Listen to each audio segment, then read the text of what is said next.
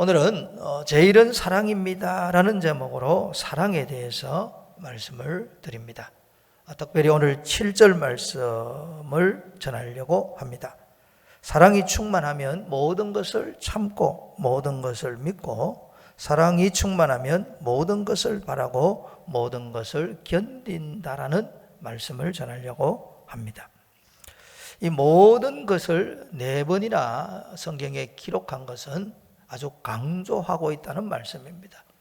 우리가 살다 보면 모든 상황들 그리고 환경들에 놓이게 됩니다. 살면서 오늘 이 환경이 좀 바뀌면 좋겠다 싶어서 세월 살다 보면 다른 환경이 또 다른 상황이 우리를 기다리고 있게 됩니다.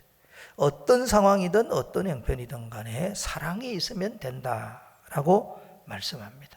사랑이 있으면 참고 사랑이 있으면 견뎌낼 수 있다라고 말씀하시고, 어떤 형편, 어떤 처지, 어떤 상황이든 간에 사랑으로 충만하면 믿고 바라며 소망 중에 즐거워할 수 있다라고 말씀합니다.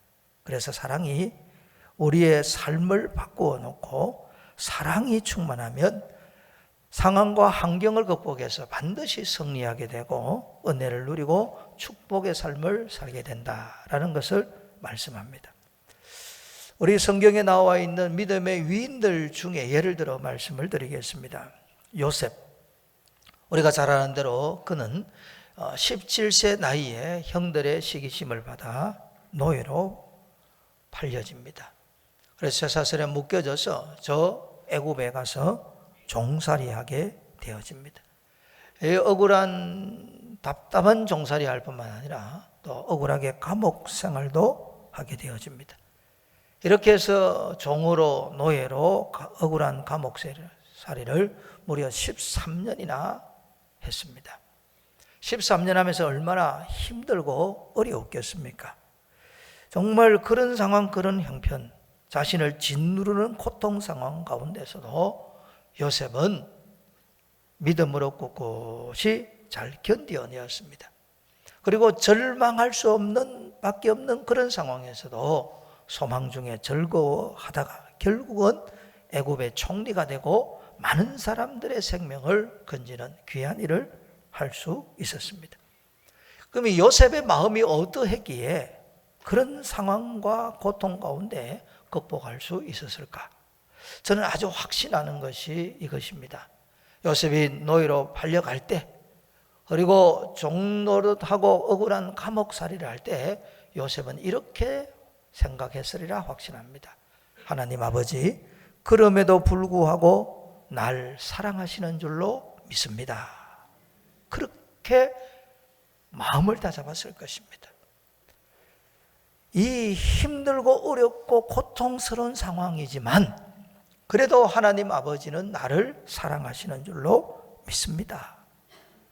그리고 억울하게 감옥 생활을 하지만, 그렇지만 이 억울한 감옥 생활이 하나님의 사랑의 허용이라는 것도 확신하고, 또 이 억울하게 하는 이 절망적인 상황도 하나님을 사랑하다 보면 하나님이 바꾸어 주실 것이라는 것을 믿었고 바라보았습니다. 그럼에도 불구하고 하나님 아버지 날 사랑하시는 줄로 믿습니다라는 이 사랑의 마음이 요셉의 생애를 바꾼 겁니다. 요셉의 생애를 가만히 살펴보면 환경이 그를 새롭게 만든 것이 아니라 요셉의 중심이 요셉을 새롭게 만들었습니다.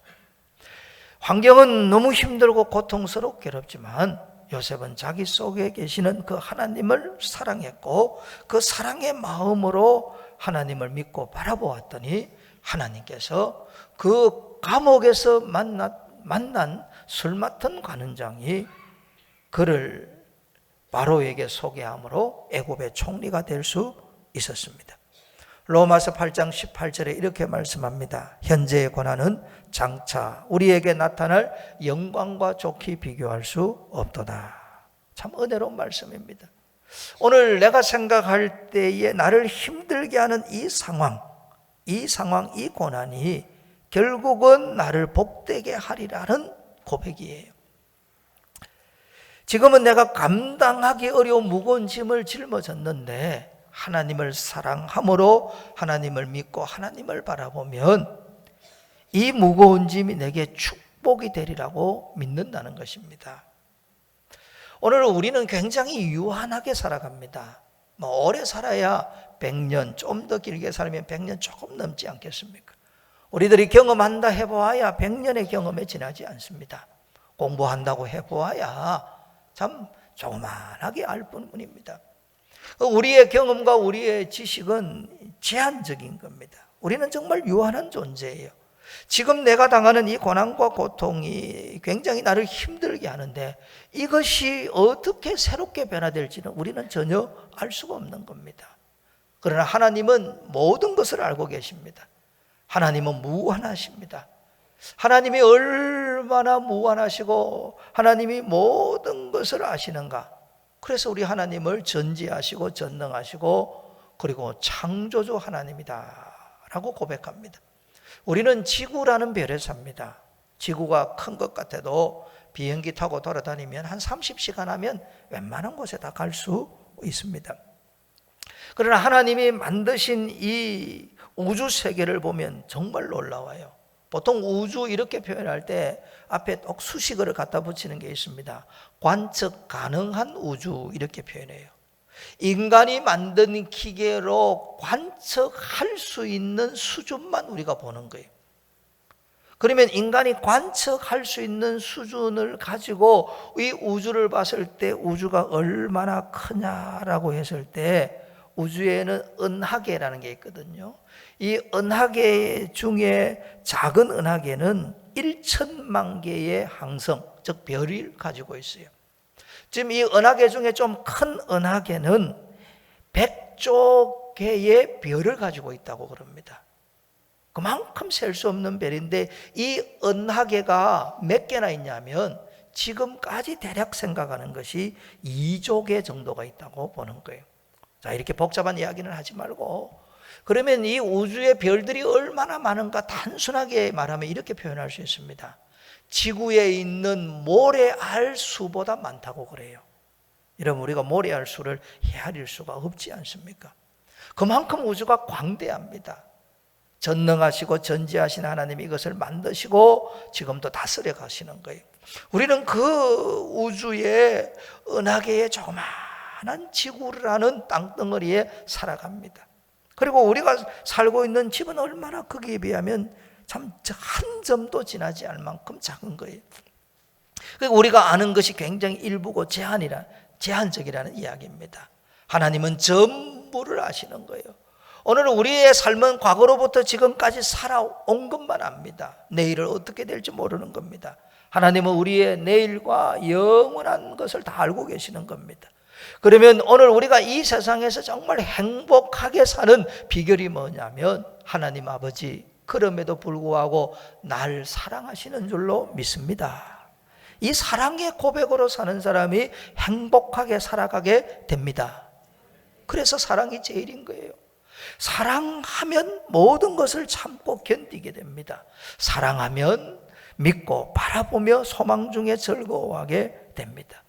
그래서 요셉이 그 힘들고 어려운 상황에서도 낙심하지 아니하고 하나님 사랑합니다. 하나님 의지합니다. 하나님 믿습니다 했더니 하나님이 그를 들어 총리가 되게 하고 많은 사람들의 생명을 건진 거예요. 다니엘이라는 믿음의 위인이 있었습니다. 어린 시절에 바벨론 나라의 포로로 끌려갔습니다. 제사설에 묶여서 걷고 또 걸어서 바벨론에 끌려갔습니다. 나라를 잃어버렸습니다. 희망이 없고 미래가 없는 거예요. 그런데 다니엘은 포로로 끌려가서 국가장학생이 되어 이방 나라에서 공부를 할 때도 하나님을 사랑했습니다. 하나님을 사랑해서 진리와 함께 기뻐했고 성경 말씀대로 살았습니다. 그래서 우상에게 바쳐진 제물의 음식을 주었을 때 먹지 않는다고 단호하게 이야기를 했습니다. 다니엘은 그렇게 하나님을 사랑했어요.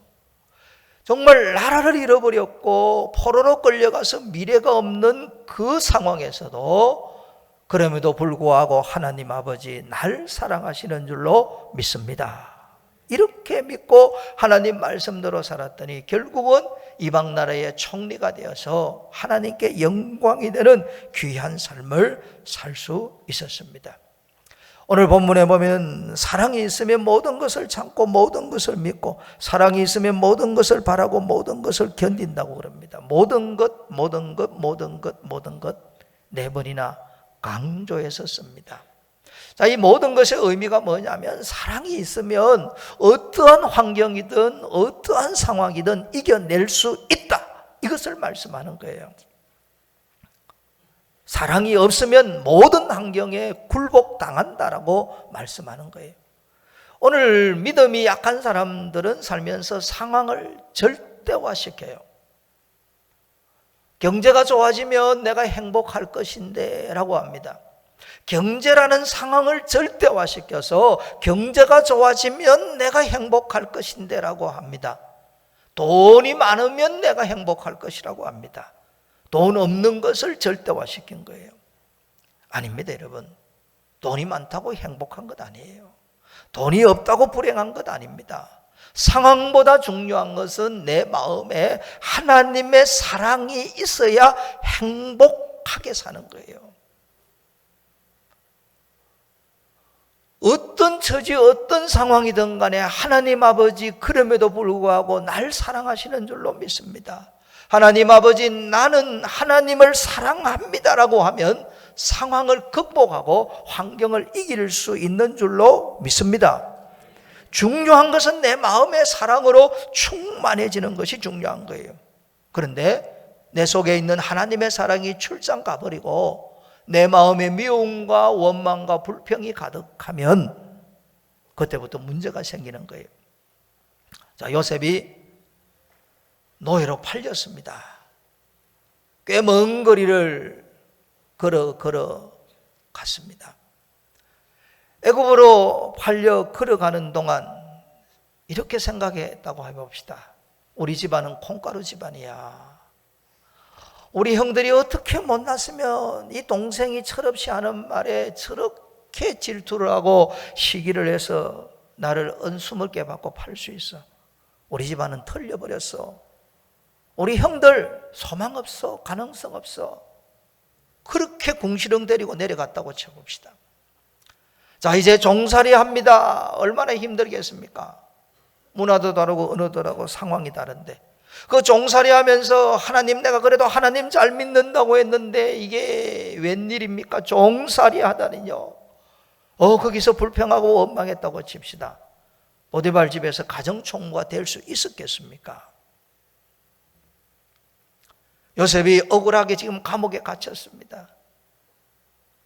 그 감옥에 들어가서 하나님, 내가 그래도 잘 믿으려고 하고 주님 영광 돌리려고 했는데 아니 억울하게 정말 이게 모함을 받아서 감옥에 들어가다니요. 그래서 그 감옥에서 원망하고 불평했다면 요셉이 애굽의 총리가 될 수 있었겠습니까? 저는 생각하기에 될 수 없었을 거예요. 그러니까 상황을 절대화하고 환경을 절대화해서 거기에 대해서 계속 원망하고 불평하고 하나님을 불신하면 환경이 바뀌지 않는다는 이야기입니다. 요셉의 위대함이 어디 있는가? 형들이 팔았어요. 종으로 살고 억울하게 감옥 생활합니다. 그러나 하나님은 여전히 나를 사랑하신다. 현재의 고난은 장차 나타날 영광과 좋게 비교할 수 없다. 하나님 사랑하기에 사랑으로 섬긴 거예요. 술 맡은 관원장이 꿈을 꾸었는데 그 꿈을 성심성의껏 해석해 주었습니다. 만약에 요셉이 술 맡은 관원장이 꿈을 꾼 것을 이야기를 했을 때 그게 나와 무슨 상관이 있냐고, 내가 당신에게 꿈을 해석해 준 줄 감옥에 있는 나에게 그게 무슨 유익이 있겠냐라고 생각하면서 사랑으로 섬길 수 있는 기회를 걷어차 버렸더라면 요셉의 미래가 어떻게 됐겠습니까? 자기의 상황이 힘들고 어렵고 감옥 생활을 함에도 불구하고 술 맡은 관원장의 꿈을 해석해 주고 그 해석해 줬던 그 사람이 후일 애고방 바로에게 요셉을 추천한 거예요. 오늘 우리가 상황과 환경이 힘들고 어려워도 사랑으로 섬기기를 시작할 때 내 인생이 바뀌기를 시작하는 겁니다. 세상을 바꾸는 것은 우리가 사랑을 실천할 때 세상이 바뀌는 거예요. 다니엘이 포로로 끌려갔습니다. 왕이 무능했습니다. 그 당시 정치 지도자가 무능했어요. 게다가 백성들이 우상을 섬겨서 하나님의 진노를 샀습니다. 그래도 다니엘은 하나님을 섬기고 말씀대로 살려고 몸부림친 사람이에요. 포로로 끌려가면서 복도 없지 무능한 왕을 만나고 지지리하시 못난 정치 지도자를 만나서 나라가 망했고 포로로 끌려갔구나 하고 궁시렁궁시렁 하면서 갔다고 칩시다. 다니엘이 총리가 될 수 있었겠습니까? 나라의 정치 시스템에 대해서 자꾸 이야기한들 나라가 바뀌겠습니까? 저는 그렇지 않다고 믿어요. 무능한 왕이 있든지 타락한 정치 지도가 있든지 공의의 심판은 하나님이 하시는 거예요. 중요한 것은 내가 그럼에도 불구하고 하나님 날 사랑하시는 줄로 믿습니다. 나도 하나님을 사랑합니다 하고 사랑으로 섬기고 사랑으로 말씀에 순종하며 살면 인생이 달라지는 거예요. 요셉이 그렇게 살았고 다니엘이 그렇게 살았습니다. 요셉 그분이 애굽의 총리가 되어서 얼마나 많은 죽어가는 생명을 살렸습니까? 다니엘이 이방 나라의 총리가 되어서 하나님 앞에 영광이 되는 얼마나 귀한 일들을 감당했습니까? 결국은 상황이 문제가 아니고 환경이 문제가 아니고 내 속에 사랑이 충만해야 되는 겁니다. 그 사랑으로 진리와 함께 기뻐하고 사랑으로 섬기기를 시작할 때 하나님이 나를 들어주시고 들어서는 나를 통해서 많은 사람들이 생명의 풍성함을 얻게 됩니다. 이걸 성경이 말씀하고 있는 거예요. 여러분 가정도 나름대로 문제가 아니겠습니까? 나름대로 어려움이 있을 거예요. 우리가 대한민국의 한 국민의 한 사람으로서 나라를 바라보면 답답한 일이 있는 건 사실 아닙니까? 그렇다고 해서 우리가 불평하고 불만해 본들 가정의 환경과 여건이 지금 바뀌겠습니까? 국가의 문제가 해결이 되겠습니까? 그것보다 더 중요한 것은 내가 하나님을 사랑하고 사는 겁니다. 한번 따라해 보십시다. 하나님 아버지, 그럼에도 불구하고 날 사랑하시는 줄 믿습니다. 아멘. 하나님 아버지 날 사랑하시는 줄 믿습니다. 무거운 짐을 짊어진 것 같은 이런 과정 환경, 이런 어려운 국가적인 현실 가운데 그래도 하나님 날 사랑하시는 줄로 믿습니다. 나도 하나님을 사랑합니다. 그렇게 사는 거예요. 그렇게 살면 내 마음에 평안이 밀려옵니다. 우리의 입술에 감사가 넘치고 찬양이 넘치는 삶을 살아가게 됩니다. 사랑이 제일 중요합니다. 제가 신문을 보면서 기사를 보고 참 옳은 이야기를 했다, 그런 생각이 들어요. 이런 내용입니다. 오늘날 전 세계가 불평등, 불공정에 대해서 자꾸 이야기하는 세대래요. 그런 세상이랍니다. 이 불평등, 불공정에 대해서 엄청나게 이야기를 하는데 문제는 뭐냐면 분노는 쌓이는데 해결책이 없대요. 이거 참 깊이 있게 생각해야 될 문제입니다. 시중에 팔리는 책들 보면 제목 자체가 그렇습니다. 불평등의 세대, 공정하지 않다. 우리는 가난을 어떻게 외면해 왔는가? 왜 세계의 가난은 사라지지 않는가? 왜 세계의 절반은 굶주리는가? 이런 책들이 계속 쏟아져 나와요. 기생충, 조커, 이런 영화들, 빈부격차를 다루고 계급 갈등을 이야기하는 이런 글과 이런 소설과 이런 영화들이 나오는데 여러분, 그러면 어떻게 할 것인가? 답이 없어요. 젊은이들 마음속에 분노는 가득 차는데 그러면 어떻게 할 것인가? 극단적인 이야기를 합니다. 부자들의 돈을 빼앗아서 가난한 사람들에게 나누어 주면 된다고 그래요. 자, 부자들의 돈을 빼앗았습니다. 가난한 사람들에게 나누어 줬습니다. 가난한 사람 다 썼어요. 그 다음에 어떻게 할 거예요? 국가 경제는 누가 돌릴 겁니까? 굉장히 사회주의적인 이런 이야기를 하는데 극단적으로 가면 해결책이 없다는 이야기입니다. 이 불공정, 불평등에 대해서 해결할 수 있는 방법이 없어요. 오직 하나입니다. 요셉과 다니엘이 불평등, 불공정을 심히 겪은 이들입니다. 그럼에도 불구하고 하나님 아버지 날 사랑하시는 줄로 믿습니다. 그 사랑이 그들을 위대하게 만들었고 그들이 세상을 바꾼 거예요. 결국은 우리 속에 하나님의 사랑이 충만할 때 사랑으로 충만한 우리들을 통해서 세상이 바뀌어져 가는 거예요. 하나만 더 말씀드리도록 하겠습니다. 미국의 네브래스카와 링컨 대학에서 연구를 했습니다. 정치가 사람들의 정신적, 신체적 어떤 영향을 끼치는가 하고 2017년도 미국 전역에 800명을 뽑아서 32개 질문으로 연구를 했답니다. 결과가 뭐냐 하니까 이 응답자 중에 38% 사람들이 정치가 스트레스 원인이더래요. 그리고 응답자 중에 18% 사람들은 정치 때문에 수면 장애를 일으킨다는 거예요. 내린 결론이 뭐냐? 정치 때문에 사람들이 정신적으로 스트레스를 받고 육체적으로 힘들다 그래요. 그러면 어떤 성향의 사람일수록 훨씬 더 이 정치 때문에 스트레스를 받냐면 나이가 어릴수록 그리고 진보적일수록 정치 때문에 스트레스가 많대요. 그 진보의 특징이 뭐냐면 우리가 세상을 바꿀 수 있다는 생각이 강한 사람들이에요. 자, 우리 솔직하게 이야기해 봅시다. 우리가 세상을 바꿀 수 있습니까? 저는 고등학교를 1979년도에 졸업을 했어요. 아주 격동기 시절에 대학을 다닌 사람입니다. 얼마나 힘든 세월을 살았냐면 군대 가서는 데모 진압하는데 앞에 서서 진압을 했어요. 군대 갔다 와서는 독재 정권 물러가라고 돌 던지고 데모한 사람이에요. 아마 우리 시대에 다 그렇게 살았어요. 자, 그렇게 해서 군인이 물러가고 정권들이 계속 바뀌었어요. 보수 진영, 그 다음에 진보 진영에서 정권을 막 바꾸어가면서 서로 정치를 했습니다. 결과는 좀 나아졌습니까? 좀 나아졌지요.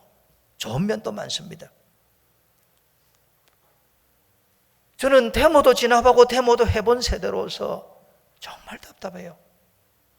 세상을 바꾸는 것은 정치도 필요하겠지만 하나님의 사랑입니다. 이 세상은 하나님의 사랑으로 세상을 바꾸는 것이지 정치력만으로 바꾸는 게 아니에요. 너무 정치에 스트레스 받지 말기를 바랍니다. 하나님은 요셉과 다니엘을 보면 하나님의 사람이 하나님을 사랑하며 하나님을 의지할 때 그들을 들어서 세상을 바꾸어 가시는 거예요. 오늘 저와 여러분의 마음속에 하나님의 사랑이 충만해야 될 줄로 믿습니다. 자, 이렇게 생각해 봅시다. 오늘 우리가 여기에 있는데 우리들이 여기에 존재한다는 것 자체가 하나님의 놀라운 사랑을 받았어요. 생물학적으로 이야기하겠습니다. 여러분, 저가 존재하기 위해서는 저희 어머니 아버지가 존재하셔야 돼요. 어머니 아버지가 만나서 사랑해야 되고 사랑의 결실로 저가 존재하는 거예요.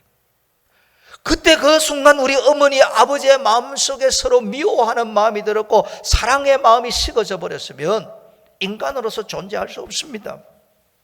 아니, 어머니 아버지만 계셔야 됩니까? 할아버지 할머니가 계셔야지. 할아버지 할머니만 계셔야 됩니까? 그 위에 고조 정조 할아버지 할머니가 다 계셔야지. 오늘 우리가 사람으로 태어나 사람으로 산다는 자체를 가만히 생각해 보면 우리는 굉장한 사랑의 결실이라는 것을 알 수가 있는 거예요. 여러분의 가정도 똑같습니다. 여러분도 똑같아요.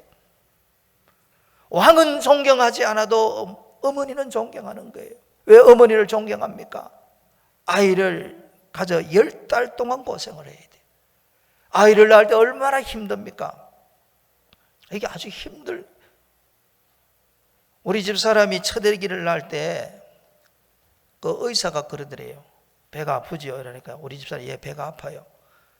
그러더니 형광등 보라 그래요. 형광등이 흰색 아닙니까? 형광등이 무슨 색으로 보이냐? 흰색이라 그래요. 그럼 멀었다 그러대. 형광등 색깔이 안 보여야 그때 나온대.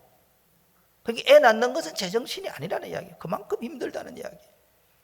어머니가 아이를 가져서 아이를 낳아서 오늘 우리가 존재하지 않았습니까? 우리는 모든 어머니의 사랑의 결실이에요. 그 배후에는 엄청난 하나님의 창조 전부터 우리를 선택하여 이 땅에 보내신 사랑의 결과입니다. 사람으로 존재한다는 자체가 우리는 벌써 사랑을 받은 사람이고 사랑에 빚진 사람이에요. 게다가 하나님께서 그리스도 예수님 안에서 우리를 선택하시고 예수님이 십자가상에서 살을 찢으시고 보배로운 피를 흘려서 우리를 구속하신 거예요. 우리는 사람으로 태어난 생물학적으로 볼 때에도 그리고 구원의 관점에서 볼 때도 엄청난 사랑을 받은 사람이에요. 사랑을 받은 우리가 할 수 있는 일이 뭐겠습니까? 사랑하며 살아가는 겁니다. 사랑이 세상을 바꾸는 거예요. 사랑이 세상을 온전하게 만드는 겁니다. 오늘 본문에 보면 사랑은 참으며라고 되어져 있는데 참는다는 말의 또 다른 의미가 뭐냐면 사랑은 덮어준다라는 이야기입니다. 감싸준다는 이야기예요. 하나님의 사랑, 부모님의 사랑, 사람들의 사랑을 받았습니다. 사랑에 빚진 자가 되었어요. 그러면 다른 사람의 허물과 부족을 사랑으로 덮어주고 감싸준다는 이야기입니다. 어머니들은 그런 면에서 위대해요. 아이들이 힘들게 어렵게 할 때도 철들면 괜찮겠지 하고 덮어줘요. 10대 시절에 어머니의 마음에 칼을 꼽는 듯한 이런 고통을 줘도 어머니들은 이렇게 이야기합니다. 내가 기도하면 아이가 변할 거야. 저렇게 좀 반항적으로 살아도 하나님께서 새 사람 되게 하셔서 귀하게 쓰실 거야 하고 어머니는 또 기다리고 참고 용납합니다. 사랑으로 아이들의 허물을 다 덮어주는 거예요. 어떤 상황이 되어도 어머니들은 자녀들을 포기하지 않습니다. 왜? 사랑하니까요. 그것처럼 우리가 사랑을 받은 우리들은 십자가의 사랑으로 사람들을 사랑해 주어야 됩니다. 덮어주고 감싸 주어야 됩니다. 다르게 표현해 볼까요? 오늘 사랑은 믿는다고 했습니다. 내가 다른 사람에 대해서 의심이 가득 들어가면 내 마음에 사랑이 식었다는 이야기입니다. 다른 사람에 대해서 자꾸 의구심이 생기고 의심이 생기면 사랑이 출장 가버린 거예요. 사랑은 믿어주는 거예요. 어머니가 자녀를 믿어주는 것처럼 믿어주는 거예요. 내 마음이 자꾸 불안해하고 내 삶이 자꾸 불평이 나오고 원망이 나오는 것은 사랑이 이사간 겁니다. 네, 사랑은 바라고 기다리는 거예요. 그래서 소망은 사랑의 자매입니다. 내 마음속에 사랑이 충만하면 하나님께서 반드시 은혜 베푸실 것을 믿고 소망을 잃어버리지 아니합니다. 사랑하는 성도 여러분, 우리는 사랑을 알고 사랑을 받았습니다. 사랑 가운데 삽니다. 그러면 우리도 사랑을 베풀며 살아가야 됩니다. 우리가 이 세상 떠날 때까지 끝까지 사랑을 붙잡고 살아가야 될 줄로 믿습니다. 영화 이야기 안 하고 마치겠습니다. 남아프리카 공화국의 영화입니다. 1970년에 개봉되었는데 제목이 나 홀로 사막에라는 영화입니다. 영화 내용은 간단해요. 8살짜리 이 아이가 건강이 나빠서 기침을 심하게 합니다. 그래서 아버지가 보다 못해 이 아이를 경비행기에 태워서 공기 좋은 곳으로 아는 곳으로 보내게 됩니다. 이 경비행기를 타고 가는 도중에 이 비행사 조종사가 그만 심장마비를 걸리게 됩니다. 그리고 죽고 비행기는 사막에 불시착하게 됩니다. 그러니까 이 8살짜리 덕희라는 이 조그마한 꼬마가 강아지 롤리 하나 데리고 사막 한가운데 살아남은 거예요. 사막이 얼마나 넓습니까? 그래서 이 아이를 이제 살리기 위해서 아버지가 백방 노력을 하는 거예요. 그러면서 비행기에 전단지를 사막에 뿌립니다. 무려 200만 장을 뿌려요. 사막에는 뱀도 있고 정갈도 있고 맹수들도 있습니다. 낮에는 뜨겁고 밤에는 춥지 않습니까?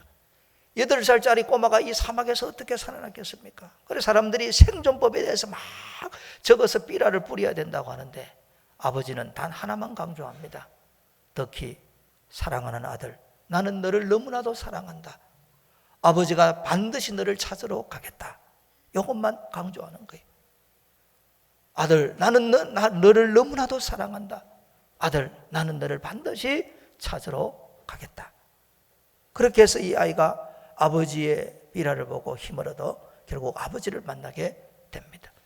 오늘 우리가 사는 이 세상이 광야 같은 인생입니다. 어떻게 살아야 될지 힘들고 어렵습니다.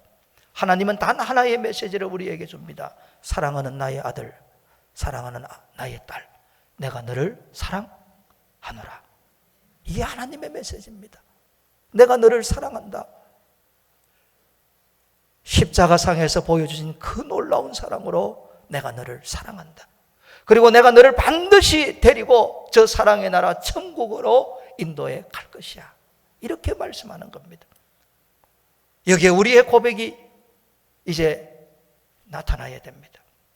하나님 아버지, 그럼에도 불구하고 날 사랑하시는 줄로 믿습니다. 나도 하나님을 사랑합니다. 십자가의 사랑으로 만나는 모든 사람들을 사랑하며 살겠습니다. 이 아름다운 고백이 여러분의 고백이 되기를 축복합니다.